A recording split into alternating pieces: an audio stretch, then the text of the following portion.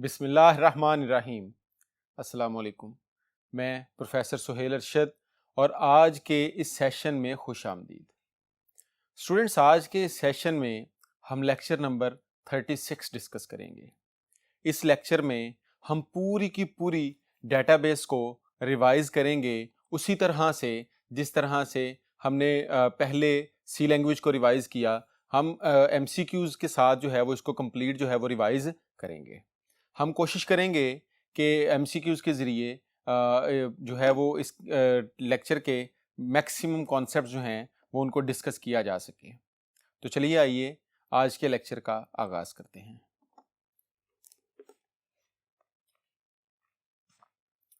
Students, एमसीक्यू number 1 आपकी screen पर नज़र आ रहा है। A set of raw facts and figures is called. ये डेटा की डेफिनेशन यहाँ पर दी गई है। डेटा क्या है? रॉ फैक्ट्स एंड फिगर्स को हम डेटा कहते हैं। जब उन्हीं रॉ फैक्ट्स एंड फिगर्स को एक प्रोसेस्ड फॉर्म में ले आते हैं हम, तो उसको हम कहते हैं ये एक इंफॉर्मेशन है। और प्रोसेस्ड फॉर्म में लाने के लिए जो हम उसके ऊपर काम करते हैं, जो इवेंट्स उसके ऊपर परफॉर्म करवाते हैं, उनको हम डेटा प्रोसेसिंग कहते हैं। तो यहाँ पर अल्फा डेटा जो है वो हमारा करेक्ट आंसर बनता है। स्टूडेंट्स, एमसीक्यू नंबर 2 देखें। The process of arranging data in a logical sequence is called. एक लॉजिकल सीक्वेंस में जब हम डाटा को अरेंज करते हैं तो उस प्रोसेस को हम क्या कहते हैं?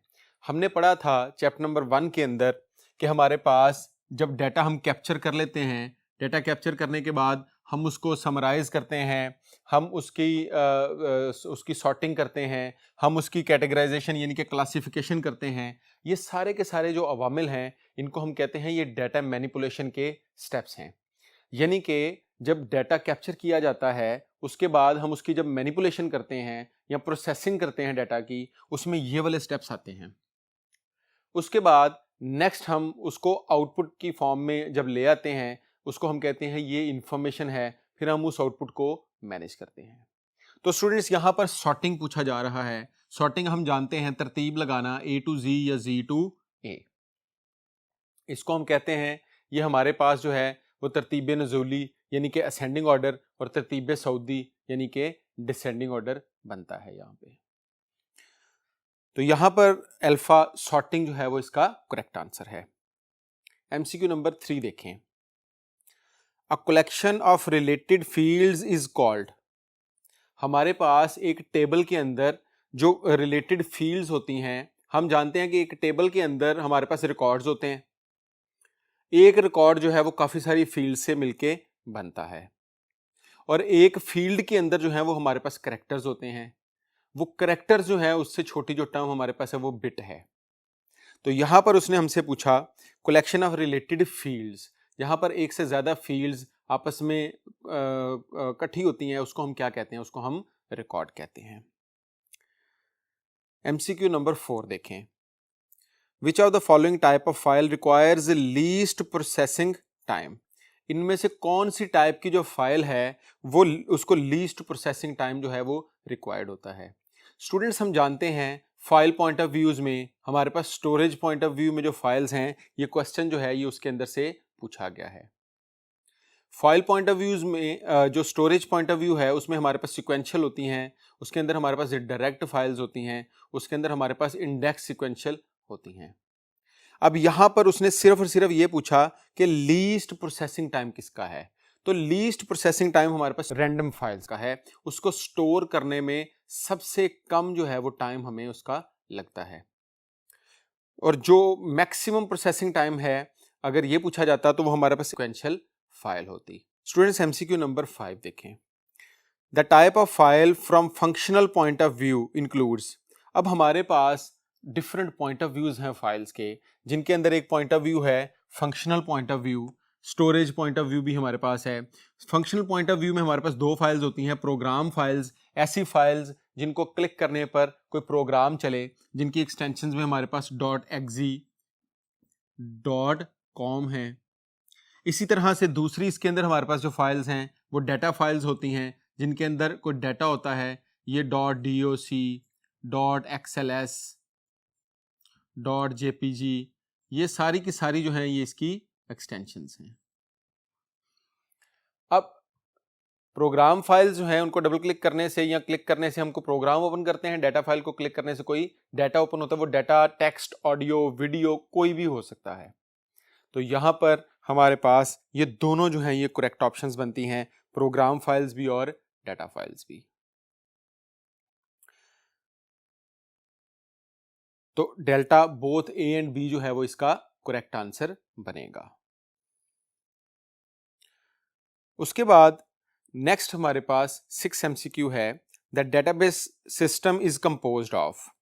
डेटाबेस सिस्टम जो है हम जानते हैं वो hardware, software, people, data. Hardware वो चीज़ है जिसने चलाना है, सॉफ्टवेयर जिसने चलना है, लोग यानी कि पर्सनल्स जिन्होंने उसको यूज़ करना है, और डाटा जिसने यूज़ होना है। इन सारी चीज़ों का जो कॉम्बिनेशन है उसको हम कहते हैं ये हमारे पास एक डेटाबेस सिस्टम है। तो यहाँ पर हमारे पास बीटा hardware, software, people and data ये हमारा करेक्ट आंसर बनता है। जो अल्फा ऑप्शन है उसके अंदर उन्होंने हार्डवेयर और उसके बाद हार्ड ड्राइव और वो चीज़ें मेंशन कर दी हैं, उसमें सॉफ्टवेयर मेंशन नहीं किया।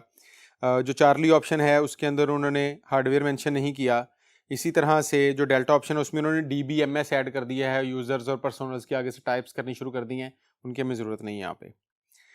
MCQ नंबर 7 देखें, which of the following is not a characteristic of relation. एक रिलेशन की इनमें से कौन सी करेक्टरिस्टिक नहीं है। हम जानते हैं कि रिलेशन की हमारे पास 4 करेक्टरिस्टिक्स हैं, कौन कौन सी। उसमें सबसे पहले हम देखते हैं कि जो ऑर्डर है रिलेशन में, जो रो का वो इनसिग्निफिकेंट है, जो कॉलम का ऑर्डर है वो भी इनसिग्निफिकेंट है। उसके बाद हर जो एट्रीब्यूट है उसके अंदर सिंगल यानी कि एटॉमिक वैल्यू आएगी। तो उस हमारे पास जो अल्फा ऑप्शन है, ईच रो इज यूनिक, ये हमारे पास करेक्टरिस्टिक है। चार्ली ऑप्शन में the order of row is insignificant, ये भी हमारे पास इसकी एक करेक्टरिस्टिक है। डेल्टा है कॉलम्स आर एलिमेंटल और एटॉमिक, सारे कॉलम्स में एलिमेंटल यानी कि सिंगल वैल्यू एटॉमिक वैल्यू आएगी, 4 ही तो ये करेक्टरिस्टिक्स हैं। और बीटा ऑप्शन में the order of column is significant. अब यहाँ पर सिग्निफिकेंट नहीं होना चाहिए था, यहाँ पर नॉन सिग्निफिकेंट होना चाहिए था, या नॉट सिग्निफिकेंट या इनसिग्निफिकेंट होना चाहिए था। तो यहाँ पर जो जो बीटा है ये हमारे पास करेक्टरिस्टिक नहीं बनती। MCQ नंबर 8 देखें, which of the following is not an advantage of database system. इनमें से कौन सा जो है वो डेटाबेस सिस्टम का एडवांटेज नहीं है। रिडंडेंट डाटा, बिखरा हुआ डाटा, ये डेटाबेस सिस्टम का एडवांटेज नहीं डिसएडवांटेज है। तो ये हमारे पास करेक्ट ऑप्शन है। अब बीटा भी, बाकी ऑप्शंस भी डिस्कस कर लेते हैं बारी बारी। बीटा में है डाटा इंडिपेंडेंस, डाटा इंडिपेंडेंस हमारे पास इसका एक एडवांटेज है। बैकअप एंड रिकवरी भी इसका एडवांटेज है। ऑनलाइन रिपोर्टिंग हम इससे करवा सकते हैं, ये भी हमारे पास इसका एक एडवांटेज है।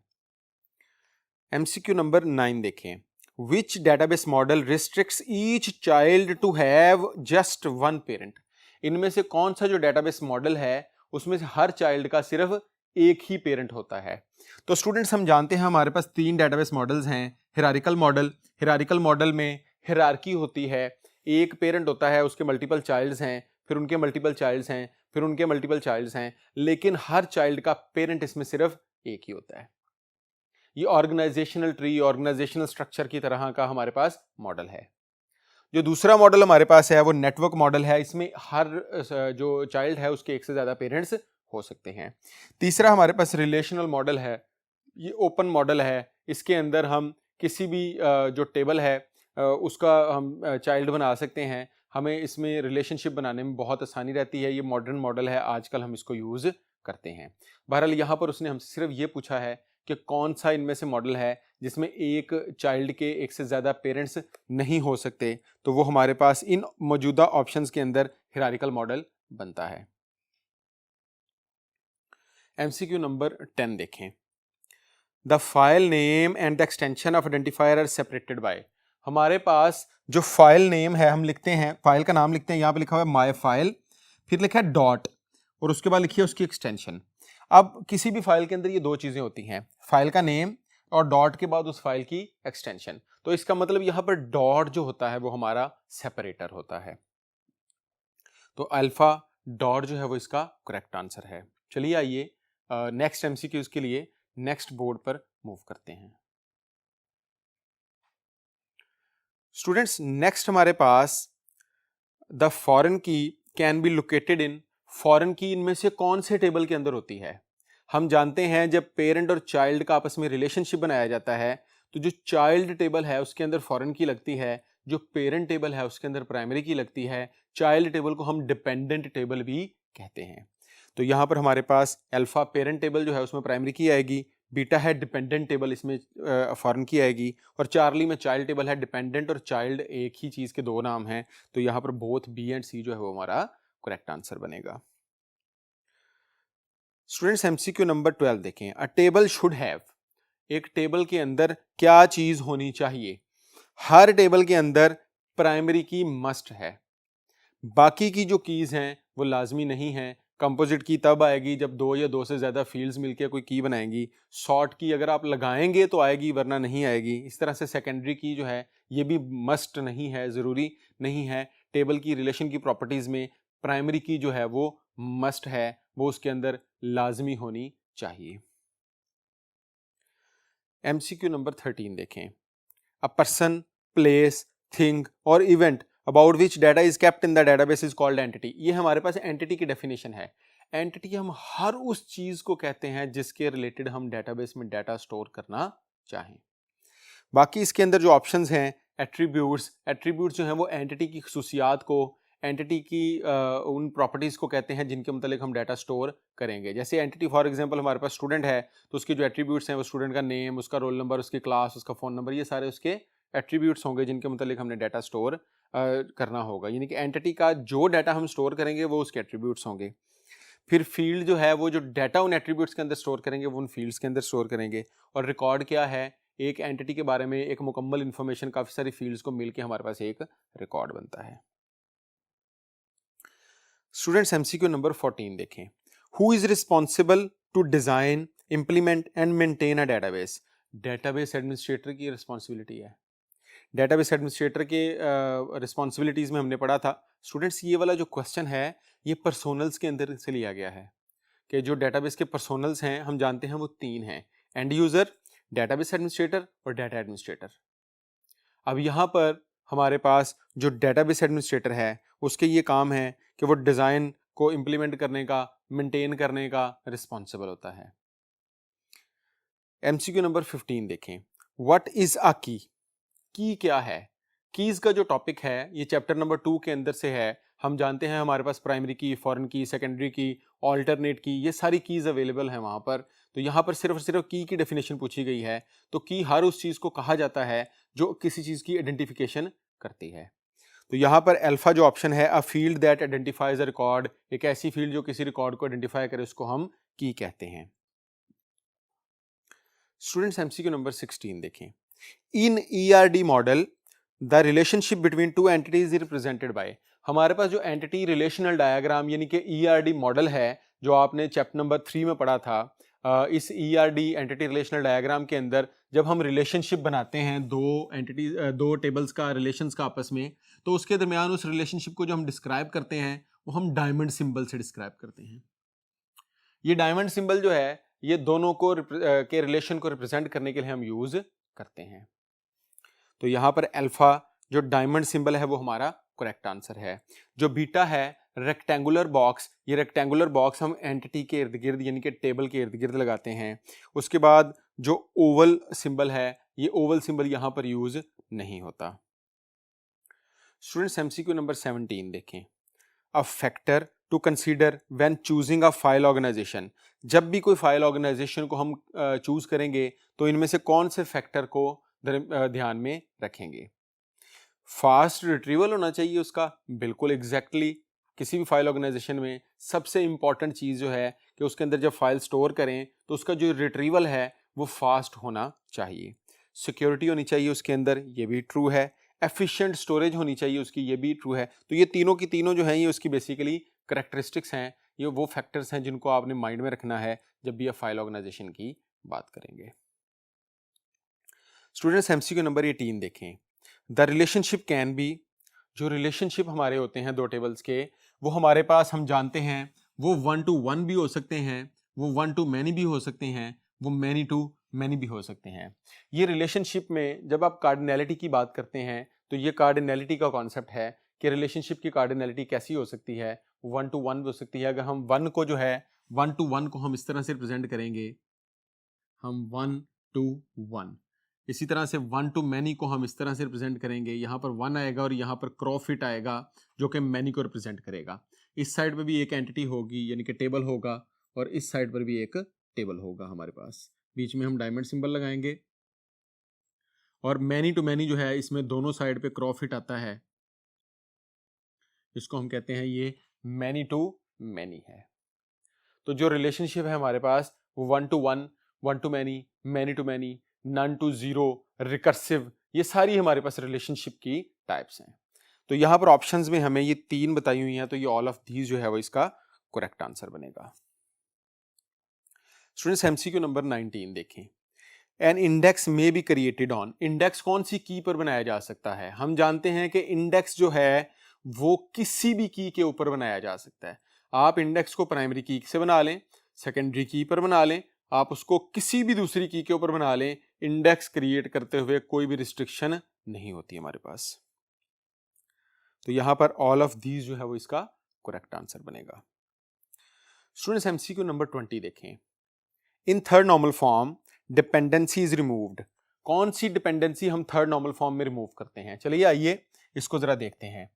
फर्स्ट नॉर्मल फॉर्म में यहां पर मैंने इसकी एक समरी छोटी सी बनाई है। फर्स्ट नॉर्मल फॉर्म के अंदर हम रिपीटिंग ग्रुप्स को रिमूव करते हैं और प्राइमरी की को आइडेंटिफाई करते हैं। सेकंड नॉर्मल फॉर्म के अंदर हम पार्शियल फंक्शनल डिपेंडेंसी को रिमूव करते हैं। थर्ड नॉर्मल फॉर्म के अंदर हम ट्रांजिटिव डिपेंडेंसी को रिमूव करते हैं। तो स्टूडेंट्स यहां पर अगर आप क्वेश्चन को देखें तो वहां पर उसने आपसे थर्ड नॉर्मल फॉर्म पूछा है, दैट मीन्स कि थर्ड नॉर्मल फॉर्म के अंदर हम ट्रांजिटिव फंक्शनल डिपेंडेंसी को रिमूव करेंगे। एमसीक्यू नंबर 21 देखें। Two or more attributes with different names but same meaning can create a problem. यहां पर ये हमारे पास 3 जो है ये डेटाबेस की वो प्रॉब्लम्स दी गई हैं जो डेटाबेस में आती हैं नॉर्मलाइजेशन अगर हमने टेबल्स को ना किया हो तो, यानी कि नॉर्मलाइजेशन से पहले ये प्रॉब्लम्स हमें आने के चांसेस होते हैं। इनमें जो सबसे पहली प्रॉब्लम है वो होमोनिम है, उसके बाद म्यूचुअली एक्सक्लूसिव की ऑप्शन है, और चार्ली में सिनोनिम है। सिनोनिम जो है वो इस डेफिनेशन के ऊपर फिट बैठता है, तो यहाँ पर चार्ली सिनोनिम जो है वो इसका करेक्ट आंसर है। स्टूडेंट्स एमसीक्यू नंबर 22 देखें। Dash refers to a method of database distribution in which different portions of database resides at different nodes in a network। अब ये भी जो क्वेश्चन है ये बड़ा इंपॉर्टेंट क्वेश्चन है। चैप्टर नंबर 3 के अंदर से डाटा डिस्ट्रीब्यूशन की स्ट्रेटजीज आपको पढ़ाई गई थी कि जब डाटा डिस्ट्रीब्यूशन की स्ट्रेटजी जो है वो डिसाइड की जाती है फिजिकल इंप्लीमेंटेशन के अंदर, तो डेटाबेस डिस्ट्रीब्यूशन की कौन कौन सी स्ट्रेटजीज होती हैं। हम जानते हैं कि हम अपनी जो डाटा डिस्ट्रीब्यूशन की स्ट्रेटजीज हैं उनमें से सेंट्रलाइज रखते हैं एक डाटा कि सारा डाटा एक ही जगह पर रहता है। फिर पार्टीशन रखते हैं कि एक डाटा जो है वो डिफरेंट लोकेशंस पर रिजाइड्स होता है, डिफरेंट लोकेशंस पर पड़ा होता है। उसके बाद हम इसमें हाइब्रिड यूज़ करते हैं, जो 2 स्ट्रेटजीज का हमारे पास इसमें क्रिटिकल और नॉन क्रिटिकल फ्रेगमेंट्स को अलग-अलग कर दिया जाता है। इसी तरह से हमारे पास रेप्लिकेटेड स्ट्रेटजी होती है। रेप्लिकेटेड स्ट्रेटजी में हर डाटा को 2 या 2 से ज़्यादा लोकेशंस पर लिखा जाता है। तो यहाँ पर उसने जो डाटा डिस्ट्रीब्यूशन स्ट्रेटजी पूछी है उसमें उसने पूछा है कि डिफरेंट नेटवर्क के नोड्स पर यानी कि डिफरेंट लोकेशंस पर जब हम डाटा स्टोर करते हैं उसको हम क्या कहते हैं। तो हम जानते हैं ये हमारे पास पार्टीशन स्ट्रेटजी की टाइप है। तो बीटा पार्टीशनिंग जो है वो इसका करेक्ट आंसर है। स्टूडेंट्स एमसीक्यू नंबर 23 देखें। A relationship between country and capital is an example of। अब यहाँ पर इसने एक एग्जाम्पल पूछी है, ये भी रिलेशनशिप की टाइप्स के अंदर से इसने क्वेश्चन पूछ लिया कि एक कंट्री का कैपिटल के साथ क्या, हम जानते हैं हर कंट्री का एक ही कैपिटल होता है, तो ये 1 to 1 रिलेशनशिप बनेगा। स्टूडेंट्स 1 to 1 रिलेशनशिप को मैंने आपको रिप्रेजेंट करना भी बता दिया था कि आप एक साइड पर भी 1 लिखेंगे, दूसरी साइड पर भी 1 लिखेंगे। एमसीक्यू नंबर 24 देखें। The entity integrity rule states that entity integrity chapter number 4, chapter number 4 के अंदर हमारे पास 2 तरह की इंटेग्रिटीज थी, entity integrity, referential integrity. Entity integrity का रूल हमने पढ़ा था कि प्राइमरी की लाजमी होनी चाहिए और उसके साथ जो प्राइमरी की वैल्यू है वो नल नहीं होनी चाहिए। रेफरेंशियल इंटीग्रिटी का रूल हमने पढ़ा था कि फॉरेन की जो वैल्यू है वो मस्ट मैच होनी चाहिए प्राइमरी की वैल्यू के साथ। तो यहाँ पर वो एंटिटी इंटीग्रिटी की बात कर रहा है, हम अपने माइंड में रखते हैं रूल को और देखते हैं यहाँ से ऑप्शंस को। No primary key attribute can be null, primary key का कोई भी एट्रीब्यूट नल नहीं हो सकता, तो ये हमारे पास करेक्ट ऑप्शन बनता है। नेक्स्ट ऑप्शन को देखते हैं, each entity must have a primary की, हर एंटिटी की जो प्राइमरी की है वो लाजमी होगी। फिर चार्ली में लिखा है प्राइमरी की have only one attribute, primary key जो है वो एक ही एट्रीब्यूट पर मुश्तमिल हो सकती है, ऐसा नहीं होता, प्राइमरी की जो है वो एक से ज़्यादा एट्रीब्यूट्स पर मुश्तमिल भी हो सकती है, तभी तो हम उसको कॉम्पोजिट की कहते हैं।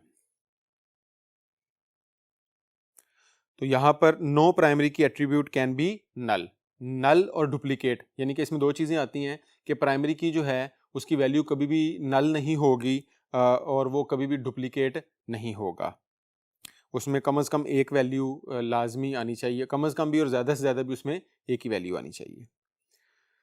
MCQ नंबर 25 देखें, the first normal form describes the tabular format in which 1NF के अंदर क्या होता है, इसको हम देखते हैं। हमने ये नॉर्मल फॉर्म्स देखी, फर्स्ट NF के अंदर हमने देखा कि हम रिपीटिंग ग्रुप्स को रिमूव करते हैं और प्राइमरी की को आइडेंटिफाई करते हैं, तो यहाँ पर इसको माइंड में रखें और ऑप्शंस को पढ़ें। All the key attributes are defined, इसमें सारे की एट्रीब्यूट्स जो है उनको डिफाइन कर लिया जाता है। बीटा ऑप्शन में है no repeating groups in the table, table के अंदर रिपीटिंग ग्रुप्स नहीं होते। All attributes are dependent on primary key, सारे एट्रीब्यूट्स जो हैं वो प्राइमरी की के ऊपर डिपेंड करते हैं। उसके बाद अगर आप इसको गौर से देखें तो इसमें जो बीटा ऑप्शन है ये हमारा करेक्ट आंसर बनता है, no repeating groups in the table, table के अंदर रिपीटिंग ग्रुप्स नहीं होने चाहिए। और उसके बाद अल्फा ऑप्शन है all the key attributes are defined, कि इसके अंदर जो है वो सारे की एट्रीब्यूट्स जो हैं वो डिफाइन होने चाहिए। तो स्टूडेंट्स यहाँ पर इसका मतलब अल्फा और बीटा ये दो जो हैं ये हमारे करेक्ट आंसर्स बनते हैं। जो चार्ली है all attributes are dependent on primary key, जो सारे एट्रीब्यूट्स हैं ये प्राइमरी की के ऊपर डिपेंड करने चाहिए, ये हमारा ऑप्शन यहाँ पर फिट नहीं होती, ये हमारी है सेकंड नॉर्मल फॉर्म यानी कि पार्शियल फंक्शनल डिपेंडेंसी के अंदर हमने इसको रिमूव करना होता है। तो यहाँ पर जो डेल्टा है वो हमारा बोथ ए एंड बी इसका करेक्ट आंसर बनता है। MCQ नंबर 26 देखें, which of the following are anomalies that can be caused by redundancy in a table, जब टेबल में रिडंडेंसी आएगी, डाटा बिखरा हुआ होगा, रिडंडेंट होगा, तो कौन कौन सी एनॉमलीज हमें फेस करनी पड़ेंगी। स्टूडेंट्स हमारे पास तीन ही एनॉमलीज हैं, डेटाबेस में कोई भी मसला आए इन्हीं तीनों में से कोई एनॉमली आएगी, इंसर्शन, मॉडिफिकेशन, डिलीशन। तो यहाँ पर ये तीनों के नाम लिखे हुए हैं, ऐसे मसाइल जो इंसर्ट करते हुए आएंगे उनको इंसर्शन एनॉमलीज कहा जाता है, ऐसे मसाइल जो डिलीट करते हुए आएंगे उनको डिलीशन एनॉमलीज कहा जाता है, ऐसे मसाइल जो डाटा को चेंज करते हुए आए उनको मॉडिफिकेशन एनॉमली कहा जाता है। तो यहाँ पर ऑल ऑफ दीज जो है वो इसका करेक्ट आंसर बनता है। MCQ नंबर 27 देखें, what is displayed on title bar of an active database, active database की जो टाइटल बार है उसके ऊपर उसका नाम आ रहा होता है, ये बड़ा सिंपल MCQ है, इसको आप देख लें कि टाइटल बार के ऊपर हमारे पास कौन कौन सी इंफॉर्मेशन आती है, तो ये उस अल्फा उसका नेम आ रहा होता है। MCQ नंबर 28 देखें, MS Access saves the database with the extension of, हम MS एक्सेस में जब एक डेटाबेस बनाएंगे तो हम उसको जो सेव करेंगे वो .mdb एक्सटेंशन के साथ सेव होगा, .mdb के साथ। MCQ नंबर 29 देखें, which of the following is a database object, हम जानते हैं टेबल, फॉर्म, क्यूरी, रिपोर्ट, चार हमारे पास जो डेटाबेस ऑब्जेक्ट्स हैं जो हमारे सिलेबस में हैं वो चार हैं, टेबल, फॉर्म, क्यूरी और रिपोर्ट। वैसे तो ये 7 ऑब्जेक्ट्स हैं लेकिन चार हमारे सिलेबस में हैं, तो यहाँ पर टेबल, क्यूरी, रिपोर्ट ये तीनों के तीनों ऑल ऑफ दीज जो है वो इसका करेक्ट आंसर बनता है। MCQ नंबर 30 देखें, the column of a table corresponds to, एक जो कॉलम होता है टेबल का वो क्या कहलाता है, उसको हम फील्ड भी कहते हैं। टेबल का कॉलम डेफिनेटली टेबल तो नहीं कहलाएगा, रिकॉर्ड रो को कहते हैं, सेल जो है वो एक डब्बे को कहते हैं, फील्ड पूरे के पूरे कॉलम को कहते हैं। MCQ नंबर 31 देखें, which data type is used to define the field that contains web address as its contents, अब यहाँ पर डाटा टाइप्स की बात हो रही है।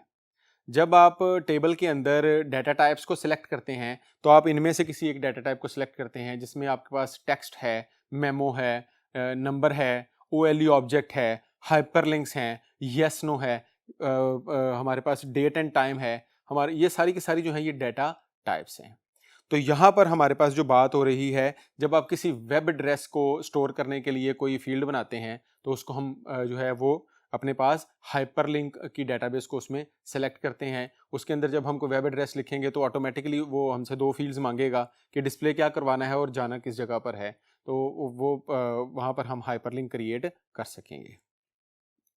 जो बीटा ऑप्शन में OLE ऑब्जेक्ट लिखा हुआ है, ये OLE ऑब्जेक्ट है कि जब आप कोई पिक्चर को अपने डेटाबेस के अंदर स्टोर करवाना चाहें, हम जानते हैं कि अगर हम पिक्चर को डायरेक्टली डेटाबेस के अंदर स्टोर करवाना चाहें तो हमें बहुत सारे मसाइल जो हैं वो फेस करने पड़ेंगे। इसी तरह वीडियो को, ऑडियो को हम डायरेक्टली अपनी डेटाबेस में कभी भी स्टोर टेबल के अंदर नहीं करवाते, हम हमेशा उनको किसी फोल्डर में स्टोर करवाते हैं और उनका जो एड्रेस है वो टेबल के अंदर स्टोर करवाते हैं। तो उसको हम OLE ऑब्जेक्ट रखते हैं। ऑब्जेक्ट लिंकिंग एंड एम्बेडिंग की ऑप्शन होती है ये, कि हम जहाँ पर हमारी डेटाबेस पड़ी होती है वहाँ पे हम फोल्डर बनाते हैं, उस फोल्डर के अंदर हम इमेजेस को या ऑडियो को या वीडियो को स्टोर करवाते हैं और उसको लिंक कर देते हैं अपने टेबल के अंदर, और टेबल के अंदर जो हमारे पास वो फील्ड होती है उसके अंदर उसका एड्रेस स्टोर हो रहा होता है। मेमो जो है, जब आप टेक्स्ट को बड़ा लिखना चाहते हैं तो हम मेमो की डाटा टाइप जो है वो यूज़ करते हैं, और ऑटो नंबर जो है वो 1 2 3 4 ऑटोमेटिकली प्रिंट करवाना शुरू कर देते हैं। MCQ नंबर 32 देखें। What type of query modifies the value in one or more records within a table? हम यहाँ पर मॉडिफिकेशन की बात कर रहे हैं। जब हम मॉडिफिकेशन की बात करेंगे तो हम यहाँ पर अपडेट क्यूरी यूज़ करेंगे।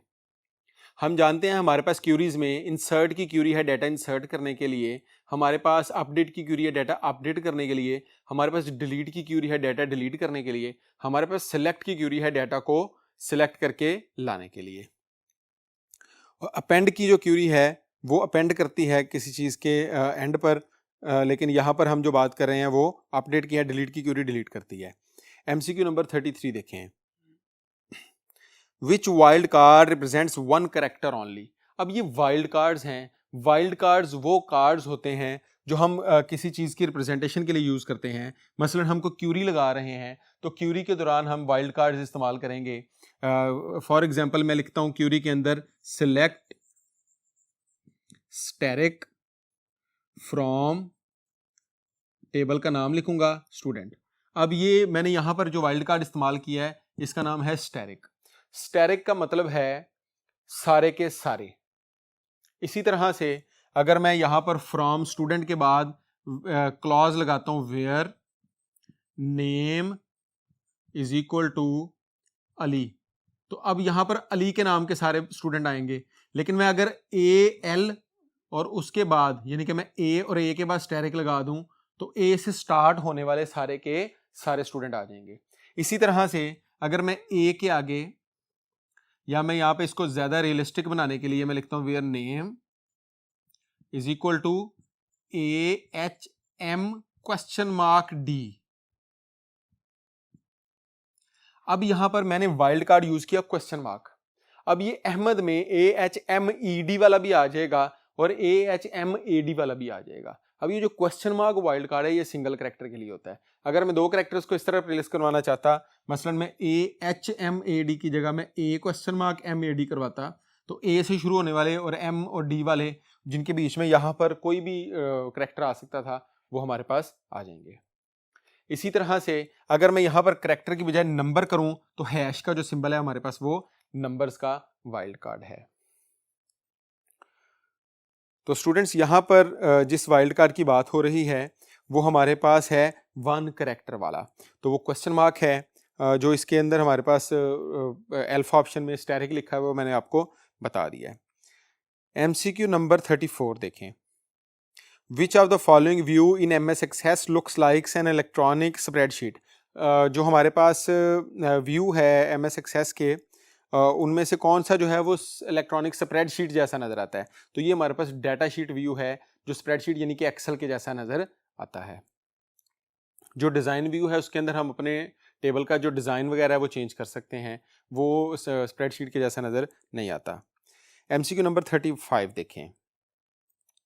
Forms are design to, forms जो हैं इनमें से किस काम के लिए डिज़ाइन किए जाते हैं? हम फॉर्म्स के जरिए डाटा इनपुट कर सकते हैं, हम फॉर्म के ज़रिए डाटा मैनिपुलेट कर सकते हैं, चेंज कर सकते हैं, हम फॉर्म के ज़रिए डाटा देख भी सकते हैं। तो फॉर्म हमारे पास एक ऐसा ऑब्जेक्ट है डेटाबेस का जिसके साथ हम ये सारे के सारे काम, हम कोई डाटा डिलीट भी इवन करवा सकते हैं, हम कोई भी काम उससे करवा सकते हैं। तो यहाँ पर ऑल ऑफ दीज जो है वो इसका करेक्ट आंसर बनेगा।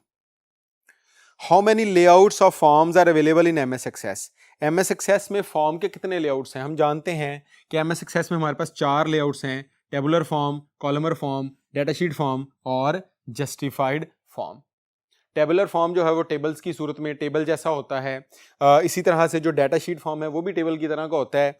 जो कॉलमर फॉर्म है ये हमारे पास सबसे ज़्यादा सबसे पॉपुलर ये फॉर्म का लेआउट है।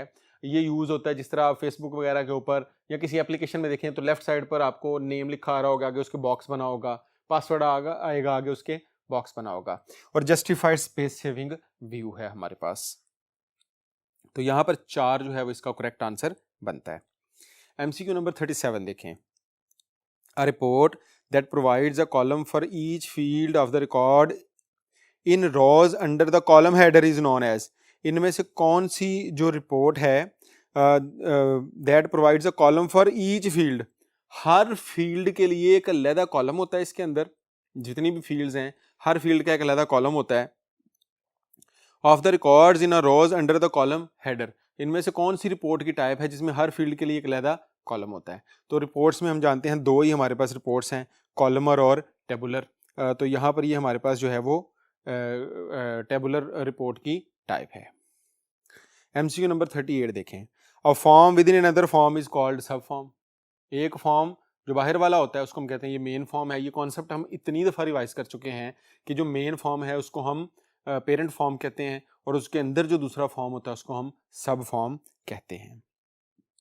तो जो बीटा मेन और पेरेंट है ये बाहर वाला फॉर्म है, यहाँ पर अंदर वाला फॉर्म पूछा गया तो वो हमारे पास सब फॉर्म है। स्टूडेंट्स, उम्मीद है इन MCQ से डेटाबेस के मैक्सिमम कॉन्सेप्ट जो हैं वो क्लियर हो गए होंगे। अगर कोई कॉन्सेप्ट रह गया है तो वो हम टेस्ट में डिस्कस कर लेंगे। नेक्स्ट लेक्चर में दोबारा मुलाकात होगी। अल्लाह हाफिज़।